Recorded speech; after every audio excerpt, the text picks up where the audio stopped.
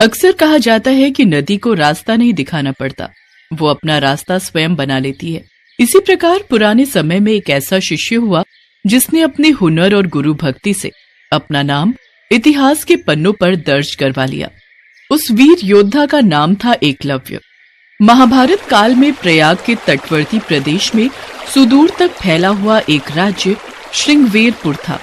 निषाद राज हिरण्यधनु उस आदिवासी इलाके के राजा व एक महान योद्धा थे। गंगा के तट पर स्थित श्रृंगवेरपुर उसकी सुदृढ़ राजधानी थी। उस समय श्रृंगवेरपुर राज्य की शक्ति मगध, हस्तिनापुर, मथुरा, चेदी और चंदेरी आदि बड़े राज्यों के समकक्ष थी। निषाद राज हिरण्यधनु और रानी सुलेखा व उनकी प्रजा सुखी और संपन्न थी। निषाद राज हिरण्यधनु की रानी सुलेखा ने एक पुत्र को जन्म दिया जिसका नाम अभिद्युम्न रखा गया। बचपन में वह अभय के नाम से जाना जाता था। बचपन में जब अभय शिक्षा के लिए अपने कुल के गुरुकुल में गया तो अस्त्र शस्त्र विद्या सीखने लगा। शाबाश एकलव्य, तुम्हारी अस्त्र शस्त्र के प्रति लगन और एक निष्ठा को देखते हुए आज से तुम्हारा नाम एकलव्य होगा। एकलव्य ने गुरुकुल में अस्त्र शस्त्र की सारी शिक्षाएं ली, पर एकलव्य को अपनी धनुर्विद्या से संतुष्टि न थी। इस कारण धनुर्विद्या की उच्च शिक्षा प्राप्त करने के लिए एकलव्य ने उस समय धनुर्विद्या में दक्ष गुरु द्रोण के पास जाने का फैसला किया। पिताश्री, मैं गुरु द्रोणाचार्य जी से धनुर्विद्या सीखना चाहता हूँ, इसलिए आप मुझे उनके पास शिक्षा ग्रहण करने के लिए जाने की आज्ञा प्रदान करें। पुत्र एकलव्य, पर जहाँ तक मैं जानता हूँ गुरु द्रोणाचार्य केवल ब्राह्मण तथा क्षत्रिय वर्ग को ही शिक्षा देते हैं। मुझे नहीं लगता कि वे तुम्हें शिक्षा देने के लिए मानेंगे भी या नहीं। पर पिताश्री, मैं एक बार बस उनसे इस विषय में बात करके लौट आऊंगा। यदि वे शिक्षा देंगे तो मैं अपने आप को भाग्यशाली समझूंगा, अन्यथा उनका आशीर्वाद पाकर लौट आऊंगा। एकलव्य धनुर्विद्या सीखने की धुन और द्रोणाचार्य को अपनी कलाओं से प्रभावित करने की सोच लेकर उनके पास गया, परंतु गुरु द्रोणाचार्य ने उसे शिक्षा देने से इनकार कर दिया।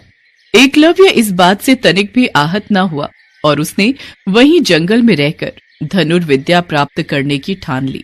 उसने जंगल में द्रोणाचार्य की एक मूर्ति बनाई और उन्हीं का ध्यान कर धनुर्विद्या का अभ्यास करने लगा। एक दिन आचार्य द्रोण अपने शिष्यों और एक कुत्ते के साथ आखेट के लिए उसी वन में पहुंच गए जहां एकलव्य अपनी धनुर्विद्या का अभ्यास कर रहा था। द्रोणाचार्य का कुत्ता राह भटक कर एकलव्य के पास पहुंच गया और भौंकने लगा।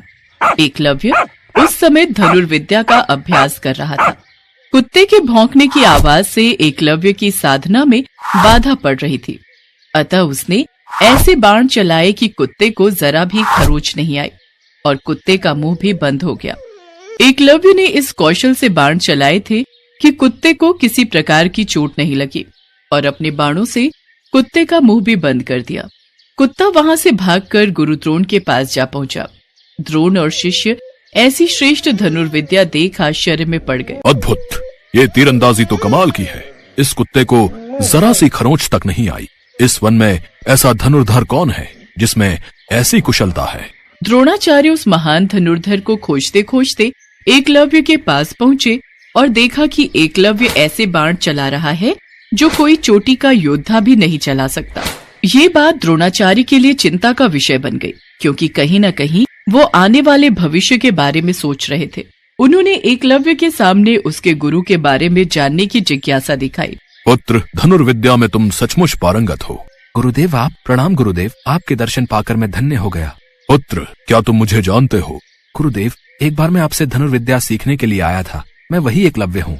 हाँ, मुझे कुछ याद तो है, पर तुमने ये धनुर्विद्या किससे सीखी? तुम्हारे गुरु कौन हैं जिन्होंने तुम्हें ये शिक्षा दी? मैंने तो आप ही से ये धनुर्विद्या सीखी है गुरुदेव, वो देखिए। गुरु द्रोणाचार्य ने देखा वहां एक प्रतिमा बनी हुई थी जो स्वयं गुरु द्रोणाचार्य की प्रतिमा थी।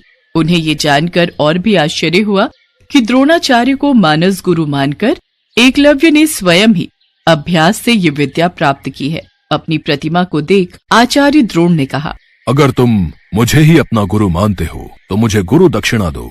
गुरुदेव, आपको गुरु दक्षिणा में क्या चाहिए? मुझसे कहिए, मैं आपको अपने प्राण तक दे सकता हूँ।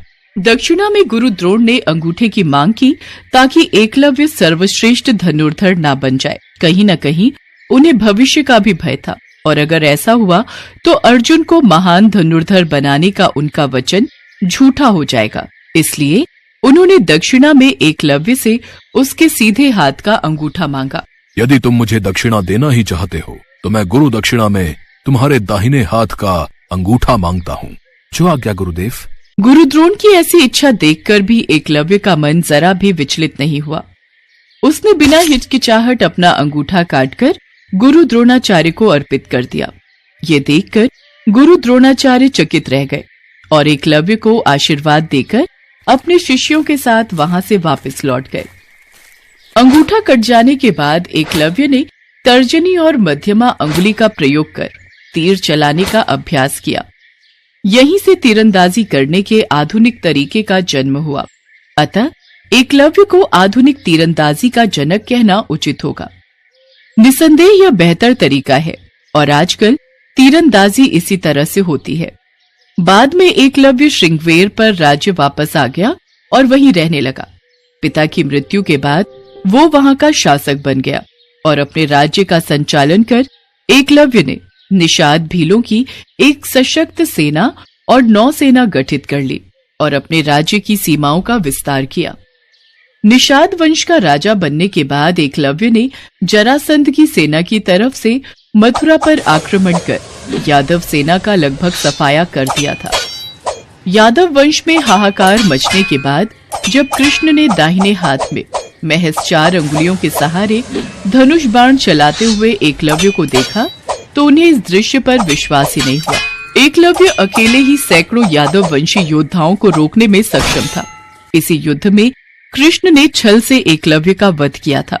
उसका पुत्र केतुमान महाभारत युद्ध में भीम के हाथ से मारा गया था। जब युद्ध के बाद सभी पांडव अपनी वीरता का बखान कर रहे थे, तब कृष्ण ने अपने अर्जुन प्रेम की बात कबूली थी। हे अर्जुन, तुम्हारे प्रेम में मैंने क्या क्या नहीं किया है। तुम संसार के सर्वश्रेष्ठ धनुर्धर कहलाओ। इसके लिए मैंने द्रोणाचार्य का वध करवाया, महापराक्रमी कर्ण को कमजोर किया और न चाहते हुए भी तुम्हारी जानकारी के बिना भील पुत्र एकलव्य को वीर गति प्रदान की। और इन सब के पीछे केवल एक ही वजह थी कि तुम धर्म के रास्ते पर थे, इसलिए धर्म की राह कभी मत छोड़ना। एकलव्य की महान गुरु भक्ति के कारण उसका नाम सदा के लिए इतिहास के पन्नों पर लिख गया। आज भी जब सर्वश्रेष्ठ गुरु भक्ति की बात आती है तो महान शिष्यों में एकलव्य का नाम सर्वप्रथम आता है।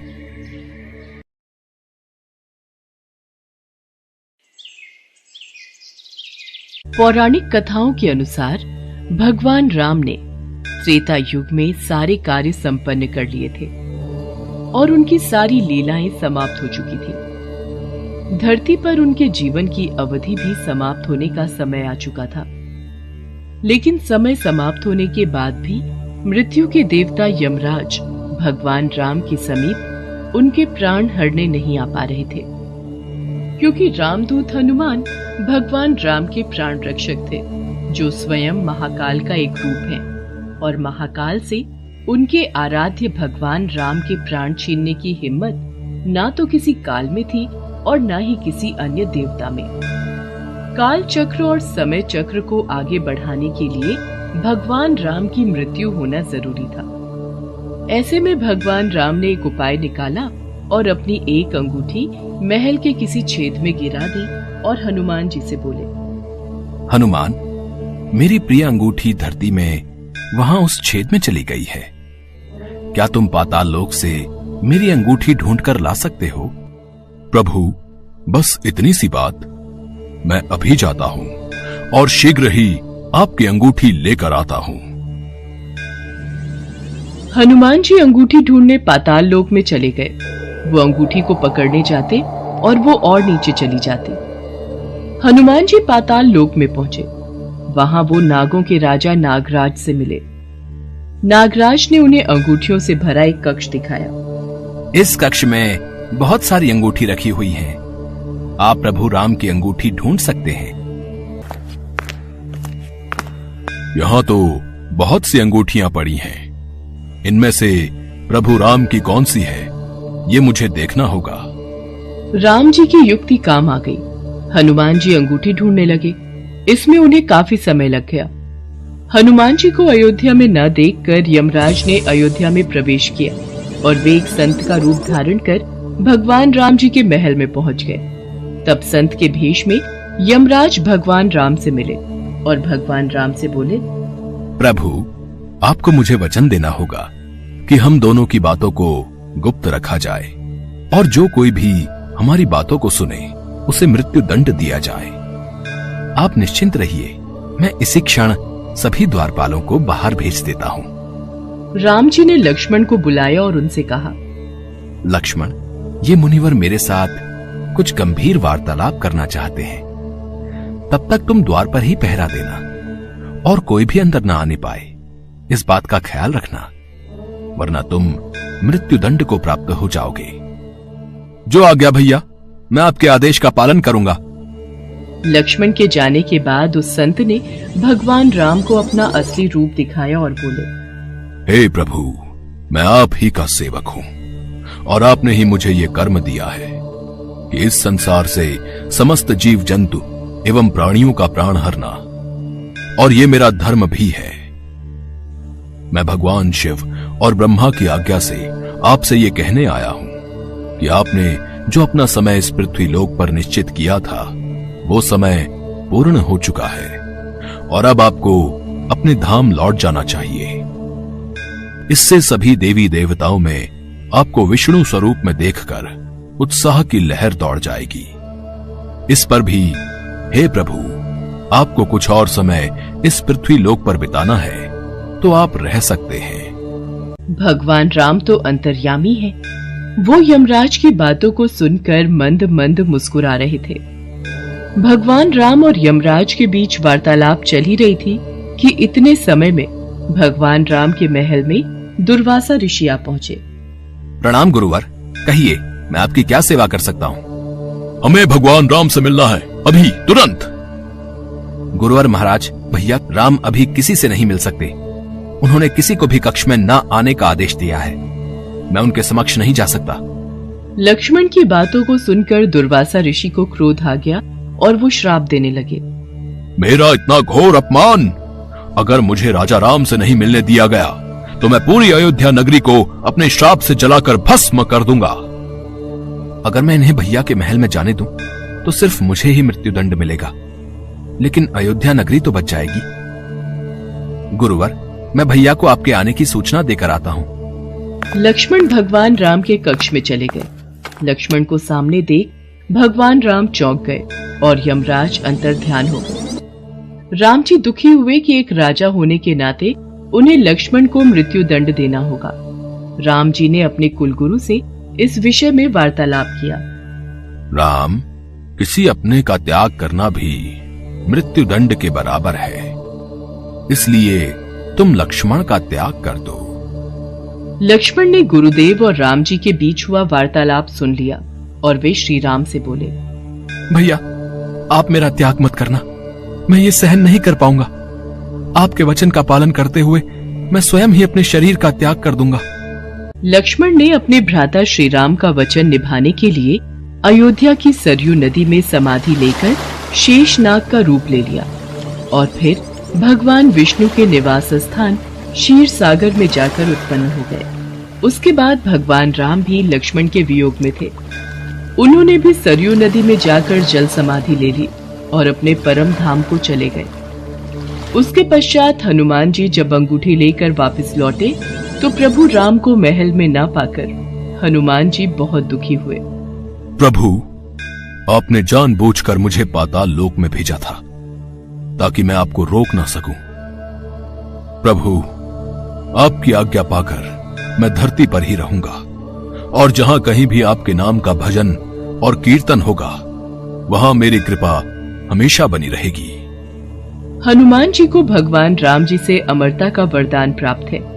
इसीलिए कहते हैं कि आज भी जहाँ कहीं पर भी भगवान राम के नाम का भजन कीर्तन होता है, वहाँ हनुमान जी अवश्य आते हैं और भक्तों को अपना आशीर्वाद देते हैं।